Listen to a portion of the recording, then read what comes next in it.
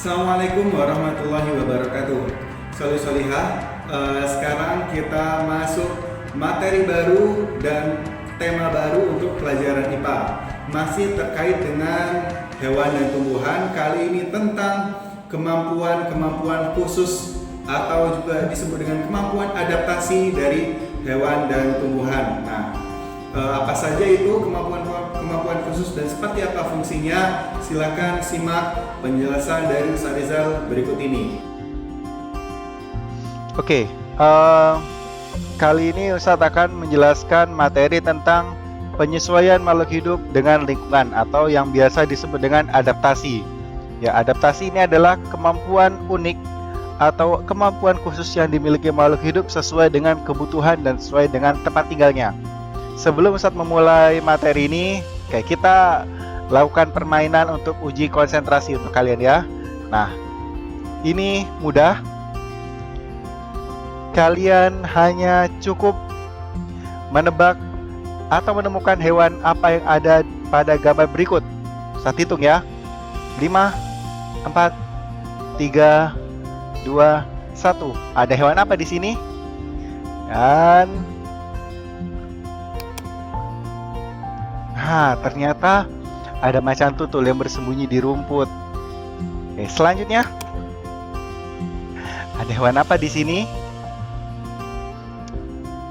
5, 4, 3, 2, 1. Ternyata ini ada kuda laut yang sedang hinggap di terumbu karang.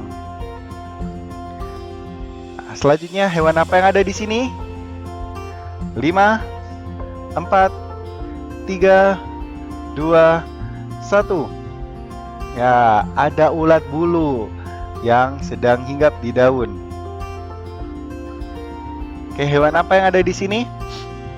5, 4, 3, 2, 1. Dan ternyata hewannya adalah ini serangga yang bentuknya mirip seperti ranting pohon. Dan selanjutnya tebakan kedua, ini hewan apa kira-kira? Apakah ini mata dan ini hidung? Ini apakah kepala Angry Bird? Ternyata ini adalah sejenis kupu-kupu, tapi dia punya ciri yang unik ya. Hewan apa ini? Apakah ini ular? Dan ini secara sekilas seperti seekor guguk. Tapi ternyata tahukah kalian sebetulnya ini adalah ulat. Dan ulat ini meskipun kepalanya menyerupai ular, dan ini bulunya yang lebat seperti bulu anjing. Dan itu tadi adalah contoh-contoh hewan yang beradaptasi dengan lingkungan. Kebetulan tadi itu adalah contoh-contoh hewan yang berkamuflase dan bermimikri. Apa itu kamuflase, apa itu mimikri? Nah, ada di penjelasan berikut ini. Jadi kita akan pelajari keunikan-keunikan dari hewan yang ada di sekitar kita. Oke, apa sih adaptasi itu? Adaptasi adalah cara satu makhluk hidup untuk menyesuaikan diri dengan kondisi lingkungan tempat tinggalnya. Ada yang adaptasi itu tujuannya untuk mendapatkan makanan, ada untuk menghindari musuh atau pemangsa, ada yang tujuannya untuk bertahan di lingkungan yang sulit, lingkungan yang ekstrim. Ada juga adaptasi yang unik-unik lainnya. Adaptasi itu menghasilkan suatu ciri khusus pada hewan atau tumbuhan yang membedakan antara hewan satu dengan hewan lainnya atau tumbuhan satu dengan tumbuhan lainnya. Jadi adaptasi itu adalah kemampuan khusus suatu hewan atau tumbuhan tergantung pada di mana dia tinggal. Oke ya. Mulai mana dulu nih, adaptasi tumbuhan atau adaptasi hewan? Kita mulai di adaptasi hewan dulu ya. Adaptasi hewan dibagi menjadi 3 cara. Adaptasi untuk memperoleh makanan, adaptasi untuk mempertahankan diri, dan adaptasi untuk menghadapi lingkungan tertentu. Nah, kita mulai dari cara adaptasi untuk memperoleh makanan.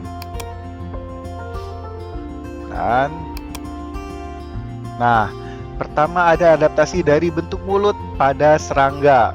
Nah, serangga ini ada yang kita kenal, ada belalang, ada lalat, ada kupu-kupu, ada nyamuk. Ini contoh saja. Pertama, tipe mulut menggigit, yaitu ada pada belalang. Kenapa tipe mulutnya menggigit dan mengunyah? Karena ini adalah untuk memakan dedaunan. Sedangkan lalat, ini bentuk mulutnya seperti ini. Nah, kita lihat seperti ini, dia itu adalah tipe menjilat dan menghisap makanan yang menempel-nempel di permukaan. Bisa di makanan yang sudah basi atau di tempat-tempat sampah. Sedangkan kupu-kupu, dia tipenya adalah tipe menghisap, yaitu dia menghisap nektar pada bunga. Dan nyamuk, dia tipe menusuk. Ya, karena dia makanannya adalah darah yang ada di tubuh hewan atau manusia. Nah, apakah serangga saja yang punya adaptasi bentuk mulut? Ada. Selain itu juga ada bentuk paruh burung atau mulutnya burung.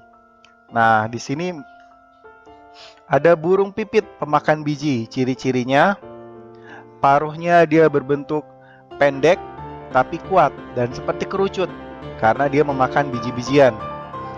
Nah, ini contoh burung pipit ya. Kemudian elang, paruhnya ada ujung tajamnya dan dia melengkung karena ini paruhnya bertujuan untuk mengoyak daging. Nah, seperti ini karena elang adalah burung karnivora yang bahkan bisa memakan ular. Kemudian bebek. Bebek bentuk paruhnya itu agak datar, agak gepeng karena bebek ini mencari makan biasanya di lumpur-lumpur atau di tempat-tempat becek, nyosor bahasanya ya. Bentuk paruhnya seperti ini. Kemudian burung pelatuk, dan dia runcing tajam karena pelatuk ini di samping dia untuk memakan serangga tapi juga untuk mengukir pohon. Jadi burung pelatuk itu melubangi pohon untuk mencari rayap untuk dimakan dan juga untuk membuat tempat tinggal. Kemudian burung pelikan. Nah, paruhnya itu lebar dan ada kantungnya karena burung pelikan ini makanannya adalah ikan. Jadi tujuannya paruhnya ini berfungsi untuk menyiduk ikan yang ada di air. Nah, seperti ini rupanya ya. Kemudian ada burung kolibri. Burung kolibri ini seperti kupu-kupu, dia menghisap nektar bunga. Jadi bentuknya juga runcing tajam karena untuk menghisap nektar. Dan burung kolibri ini sangat kecil ya. Ini ukurannya udah diperbesar oleh Ustaz Rizal. Oke. Kemudian selain paruhnya, burung juga beradaptasi pada bentuk kakinya. Kaki burung juga sesuai dengan makanan atau tempat tinggalnya. Seperti burung kakatua, 2 di depan, 2 di belakang. Dan tujuannya adalah untuk mencengkeram makanan dan memanjat pohon untuk hinggap ya. Kemudian kaki ayam. Kaki ayam, perhatikan ada 3 di depan, 1 di belakang, dan ada 1 di sini untuk berkelahi biasanya ya, jenggernya. Nah, ini adalah tipe hewan yang berjalan di permukaan tanah dan juga berfungsi untuk mengais tanah mencari cacing. Kemudian elang seperti ini, kukunya melengkung dan tajam, cakarnya kuat juga untuk mencengkram mangsa. Elang ini terbang di ketinggian karena punya penglihatan yang tajam, kemudian bisa menangkap hewan target yang ada di bawah. Bahkan bisa mengangkat kambing katanya, ada gambar ya di internet. Saya tidak sempat mendownloadnya, tapi elang ini cukup kuat untuk mengangkat seekor kambing dewasa ke udara. Kemudian burung pipit. Burung pipit ini kecil ya untuk bertengger juga, tapi lebih kecil daripada kaki kakak tua. Dia bertenggernya di dahan-dahan yang lebih kecil atau di ranting. Bahkan bisa hinggap di batang padi. Kemudian kaki itik atau bebek untuk berenang, jadi kakinya berselaput. Kemudian kaki burung pelatuk itu kaki pemanjat dan mirip dengan kaki burung kakatua, dia untuk hinggap di pohon yang lebih lebar. Kemudian ada juga adaptasi bentuk gigi pada hewan. Nah, ada hewan karnivora, contohnya harimau, dia punya taring tajam untuk mengoyak mangsa. Nah, kemudian untuk hewan herbivora, dia punya gigi seri dan geraham untuk mengunyah rumput. Dan untuk hewan omnivora lengkap, punya gigi seri, punya gigi taring, dan punya gigi geraham. Jadi hewan omnivora ini giginya dirancang untuk memakan lebih banyak jenis makanan. Nah, Ini termasuk manusia juga sama ya. Jadi gigi manusia mirip-mirip dengan gigi monyet.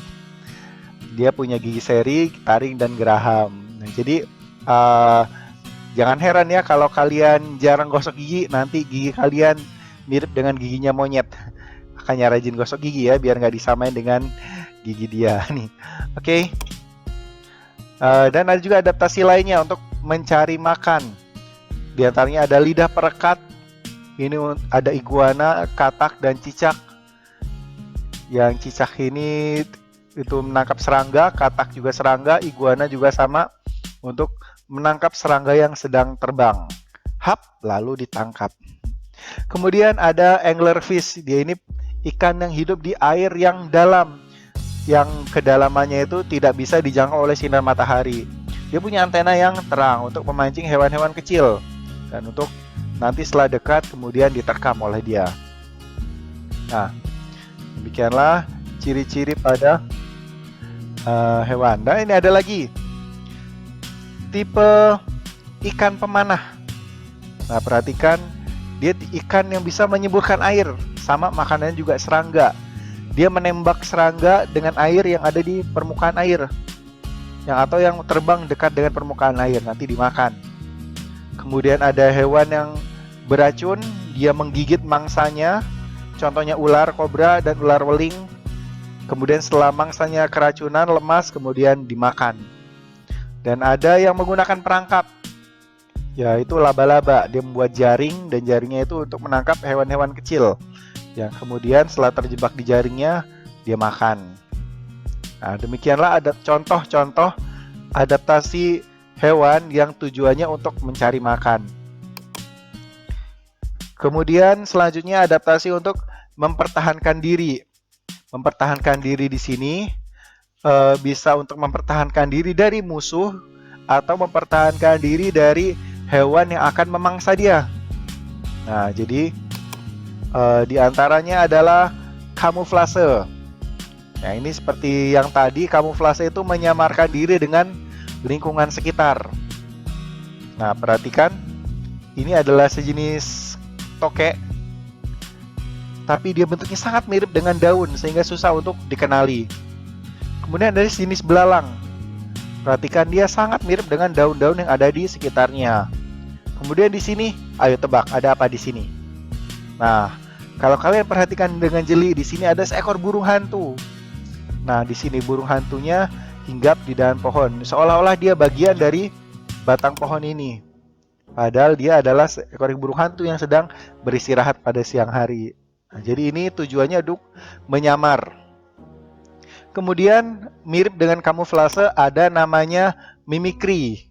Nah, bedanya kalau kamuflase itu menyamar dengan lingkungan sekitar, mimikri ini menyamar tapi meniru wujud hewan yang lebih seram atau hewan yang lebih kuat agar tidak diganggu. Di gambar-gambarnya tadi ya.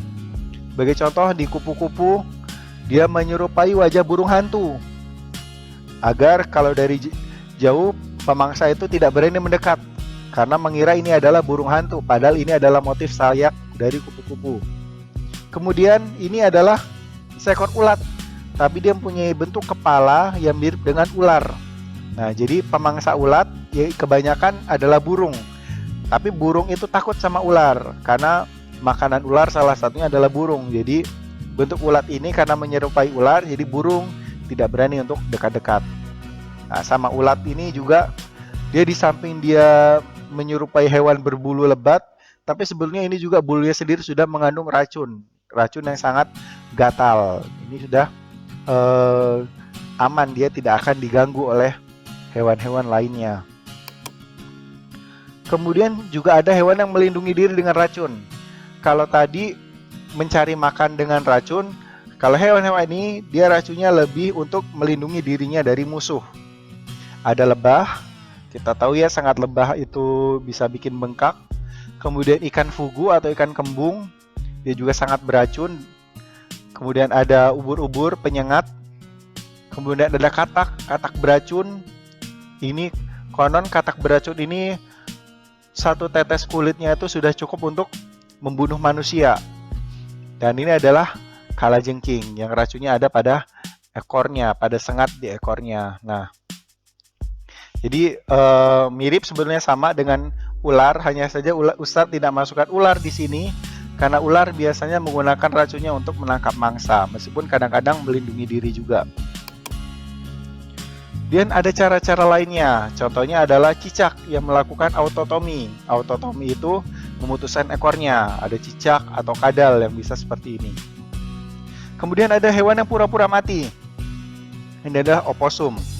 Dan ada juga kumbang, termasuk kecoa, kadang kecoa juga pura-pura mati. Kemudian ada yang mengeluarkan bau busuk, ini sigung dan walang sangit, mengusir musuhnya dengan bau busuk. Dan ada juga yang menggunakan sengat listrik. Ini adalah belut listrik yang ada di hutan Amazon. Oke, demikianlah adaptasi yang berkaitan dengan mempertahankan diri pada hewan. Kemudian adaptasi untuk menyesuaikan dengan lingkungan hidup. Nah, jadi ini biasanya hewan-hewan ini memang tinggal di lingkungan yang agak ekstrim atau agak berbahaya untuk hidup. Nah, contoh pertama adalah penguin. Nah, penguin ada banyak kelebihan-kelebihan yang dia miliki, yang dia itu karena dia juga tinggal di lingkungan yang paling dingin di dunia, paling dingin di bumi, yaitu kutub selatan. Di antaranya dia punya lapisan bulu yang tebal dan lemak yang banyak untuk menjaga suhu tubuh tetap hangat. Kemudian warna hitam putihnya ini juga untuk kamuflase, jadi warna putih untuk menyamarkan pandangan dari hewan pemangsa yang dari dalam air. Kemudian warna belakangnya yang hitam ini untuk menyamarkan dari hewan pemangsa yang ada di permukaan air, yang ada di luar. Dan penguin ini dia bisa minum air laut. Kalau kita jangan coba-coba ya, manusia minum air laut itu sangat berbahaya. Karena kita bukan makin lega tapi makin dehidrasi, makin kehausan, karena garam itu dia mengeluarkan air dalam tubuh kita. Nah, tapi tidak berlaku untuk penguin. Penguin karena punya kelenjar khusus untuk menyaring garam dalam darah. Jadi dia minum air laut. Kemudian untuk menghangatkan badan, dia juga bergerombol. Selain bulu dan kulit lemaknya yang tebal, penguin juga bergerombol untuk menghangatkan badan. Dan penguin itu adalah jenis unggas, jenis burung, tapi tidak bisa terbang. Sebagai gantinya, penguin ini dia berenang karena makanannya adalah ikan. Penguin bisa berenang dengan sangat cepat karena kaki dan sayapnya itu memang berbentuk untuk seperti sirip. Fungsinya seperti sirip, kaki berselaput dan sayapnya ini memang untuk berenang. Dan bentuk tubuhnya juga seperti apa ini ya? Seperti torpedo. Jadi dia mudah untuk menyelam di dalam air. Itu adalah ciri-ciri khusus dari penguin. Kemudian unta yang hidup di gurun yang sangat panas dan jarang air. Dan ini juga sangat banyak kelebihannya. Di antaranya punya bulu mata yang panjang untuk melindungi dari pasir, apalagi kalau terjadi badai pasir. Bahkan lubang hidungnya juga dapat ditutup kalau pas ada badai pasir, jadi nggak kemasukan pasir. Kemudian karena di gurun itu tumbuhannya jarang dan ada pun dia itu banyak tumbuhan berduri, maka mulutnya pun didesain untuk dapat makan makanan yang berduri. Makan kaktus tuh bisa kalau unta. Kemudian kakinya panjang, jadi dia untuk menjauhkan badan dari pasir. Pasir di gurun itu kalau siang hari itu sangat panas. Jadi untuk menjaga dari panas tuh kakinya panjang, jadi menjaga jarak badan dari pasir. Kemudian telapak kakinya juga tebal dan anti slip untuk di pasir, jadi ini memudahkan untuk berjalan agar tidak jatuh dan agar kakinya tidak kepanasan. Kemudian yang khas dari unta yang tentunya kalian sudah tahu adalah punuknya. Punuk itu menyimpan cadangan lemak. Hati-hati, bukan cadangan air ya. Kadang-kadang kalian salah paham. Punuk itu menyimpan cadangan lemak. Nah, sementara untuk airnya sendiri, dia mengandalkan ususnya. Ususnya itu panjang, sehingga bisa menyerap air sebanyak-banyaknya dari makanan. Kemudian, terakhir ada rambut di punggung unta. Ini juga untuk berfungsi mengurangi terik matahari yang langsung ke punggung. Jadi, memang unta itu, Masya Allah, didesain oleh Allah memang untuk tinggal di lingkungan gurun. Kemudian kelelawar yang dia di lingkungan gelap dan dia mencari makan pada malam hari, Padahal kelelawar itu memiliki penglihatan yang kurang bagus. Tapi sebagai gantinya dia punya sistem radar. Sistem radar pada kelelawar itu disebut ekolokasi. Jadi dia mengeluarkan suara ultrasonik, suara yang frekuensi tinggi, kemudian suara itu akan dipantulkan oleh lingkungan sekitarnya, dipantulkan kembali ke telinganya yang panjang untuk menangkap gelombang suara. Nah, jadi dari pantulan itulah dia tahu kondisi di lingkungan sekitarnya. Dia tahu ada makanan, ada tembok, segala macam. Dan kelelawar ini satu-satunya mamalia yang bisa terbang. Di mamalia yang lain itu contohnya kuda, kelinci, sapi, monyet, kemudian tikus. Nah, kelelawar ini satu-satunya jenis mamalia yang bisa terbang. Kalau mamalia yang hidup di air masih banyak, ada lumba-lumba, paus, singa laut. Nah, tapi kalau yang bisa terbang hanya kelelawar saja. Oh, dan keunikan kelelawar yang kalian juga udah pada tahu pastinya, jadi kelelawar itu suka tidur terbalik. Apa fungsinya kelelawar tidur terbalik? Pertama, dia untuk menghindari pemangsa. Kalau dia tidur terbalik, diterkam itu susah. Dan kalaupun dia dalam bahaya, dia bisa langsung terbang. Jadi dia tinggal melepas cengkeraman kakinya, kemudian berentangan sayap, nah dia langsung terbang. Karena kelelawar ini kekurangannya, dia tidak bisa take off dari darat atau dari tanah. Karena kakinya lemah, tidak bisa melompat atau berlari kencang. Jadi ketika kelelawar ingin terbang, itu harus memanjat pohon dulu. Dengan dia tidur berbaring terbalik seperti ini, hinggap terbalik, dia akan memudahkan untuk ketika sewaktu-waktu butuh langsung terbang. Dan kakinya nggak akan pegel. Kakinya kelelawar ini memang didesain khusus untuk hinggap terbalik. Nah, inilah keistimewaan kelelawar. Dan demikianlah cara-cara adaptasi hewan. Kita selanjutnya masuk ke cara-cara adaptasi pada tumbuhan. Pada tumbuhan juga sama, ada adaptasi yang untuk memperoleh makanan atau memperoleh mangsa.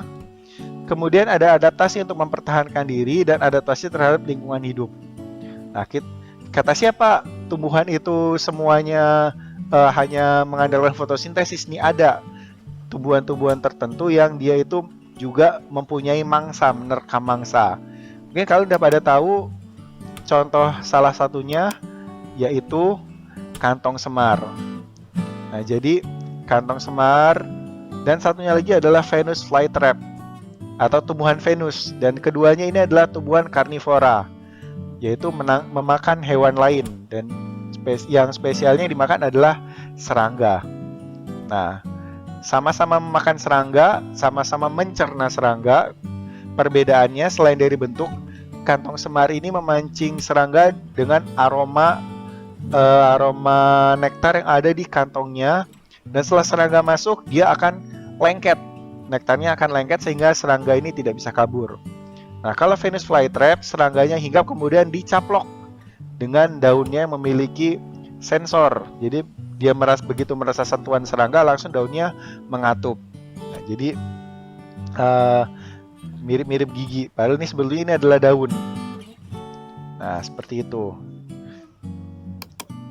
Kemudian ada tumbuhan yang dia punya ciri khusus yang berfungsi mempertahankan diri dari pemakannya, dari predator atau dari yang merusaknya.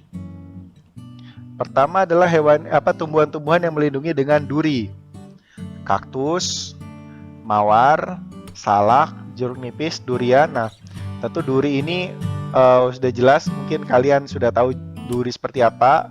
Ya, pastinya kalian karena mawar berduri, kalian nggak boleh sembarangan pegang kan. Nah, jadi seperti itu. Duri ini untuk melindungi tumbuhan tersebut. Kemudian racun. Nah, ini adalah tumbuhan, ya, contoh tumbuhan yang sangat beracun dan bahkan mematikan. Yang ini namanya bunga kecubung. Bijinya itu sangat beracun. Dan ini adalah pohon jarak. Sama biji dari pohon jarak ini juga sangat beracun. Tapi tetap bisa dimanfaatkan untuk kalau biji jarak ini dimanfaatkan untuk biogas. Jadi tetap tumbuhan-tumbuhan ini ada manfaatnya buat manusia. Kemudian yang mengatupkan daun yaitu tumbuhan putri malu. Kalian pasti udah tahu kalau ini. Ketika disentuh daunnya akan mengatup seperti ini. dan setelah beberapa menit akan terbuka lagi. Kemudian terakhir, tumbuhan yang beradaptasi terhadap lingkungan yang ekstrim. Lingkungan yang bisa itu terlalu panas atau terlalu dingin dan sebagainya. Nah, ini adalah tumbuhan khusus yang dia hidup di permukaan air. Contohnya adalah teratai dan eceng gondok. Ada beberapa persamaan dan perbedaan juga. Ini teratai, daunnya lebar dan tipis untuk membantu penguapan. Jadi kan dia hidupnya di air, otomatis dia pasti banyak menyerap air. Nah, normalnya tumbuhan kalau kebanyakan air dia akan busuk, layu, lalu mati. Nah, kalau teratai ini dia memiliki daun yang lebar sehingga air yang ada di tubuhnya itu cepat menguap sehingga dia tidak sampai busuk. Kemudian batang tangkainya ini berongga, memiliki rongga udara sehingga menjaga agar tetap mengapung, agar tidak tenggelam. Nah, kemudian akarnya panjang, teratai ini akarnya panjang dan sampai ke dasar kolam, misalkan ditanamnya di kolam.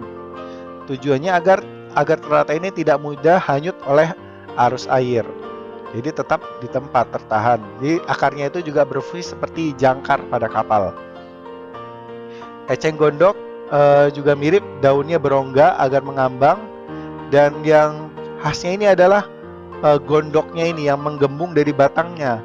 Ini adalah cadangan oksigen pada tumbuhan tersebut. Oksigen hasil fotosintesis disimpan sebagai cadangan dan juga sebagai pelampung fungsinya agar eceng gondok ini tetap mengapung. Kemudian akarnya itu lebat dan bentuknya serabut. Jadi akarnya ini cukup berat. Tujuannya apa? Agar tidak terbalik ketika kena arus. Jadi eceng gondok tetap daun dan batangnya ini tetap di permukaan dan akarnya di dalam air. Begitu juga dengan teratai. Kemudian kaktus. Nah, kaktus ini dia hidup di lingkungan yang gersang, di gurun. Bedanya dengan tumbuhan air tadi, kalau tumbuhan air tadi terlalu banyak air, nah kalau kaktus ini sangat sedikit air, jadi daunnya itu bermodifikasi. Daunnya berubah menjadi duri, sehingga penguapannya sedikit. Air yang di dalam tubuh kaktus ini tidak banyak menguap. Nah, kemudian selain itu, akarnya juga panjang. Dan dalam akarnya itu bisa sampai 2 kali lipat panjang tubuh bagian atas. Dan tujuan akar tentunya adalah mencari air agar tumbuhan kaktus ini tetap hidup.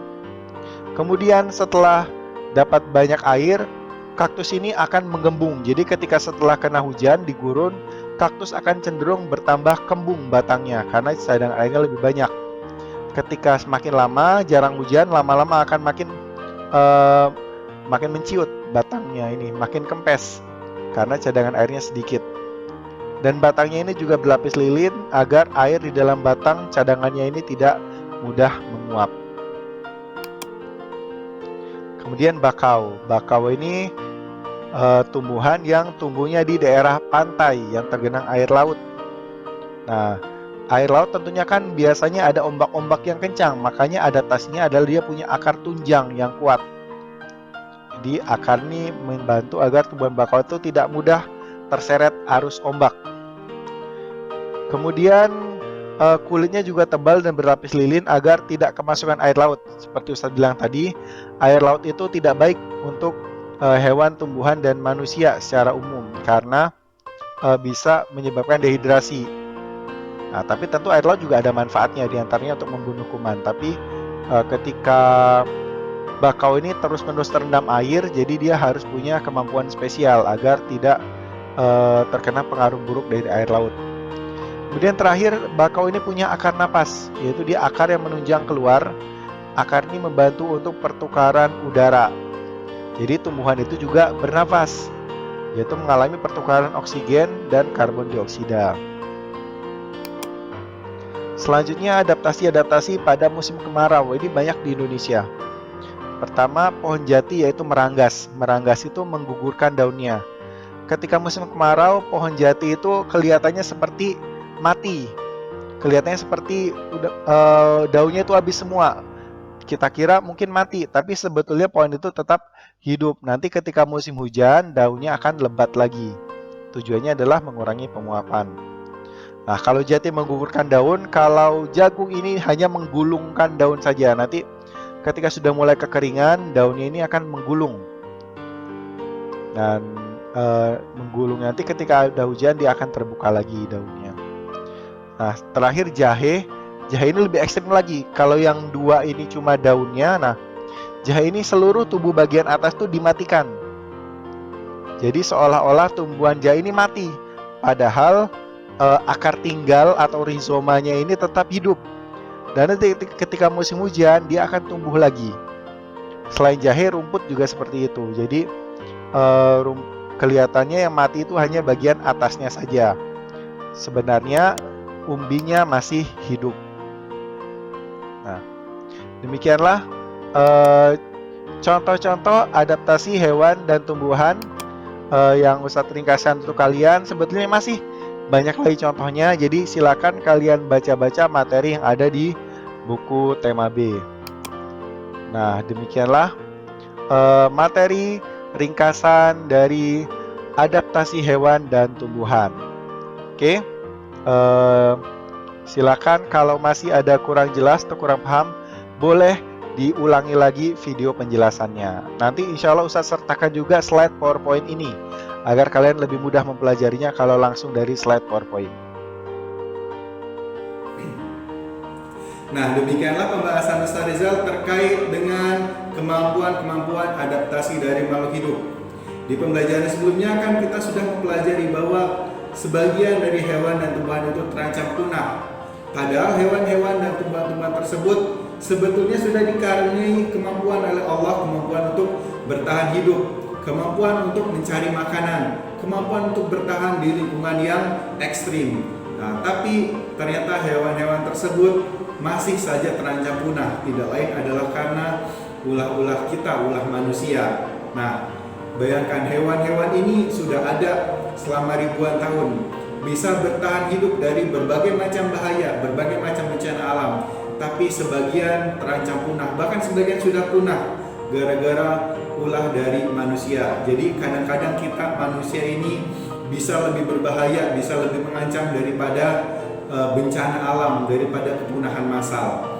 Nah, mudah-mudahan ini bisa jadi bahan introspeksi untuk kita. Apakah kita sudah bisa menjadi seorang khalifah di muka bumi yang baik sebagaimana fitrahnya kita diutus ke bumi sebagai khalifah.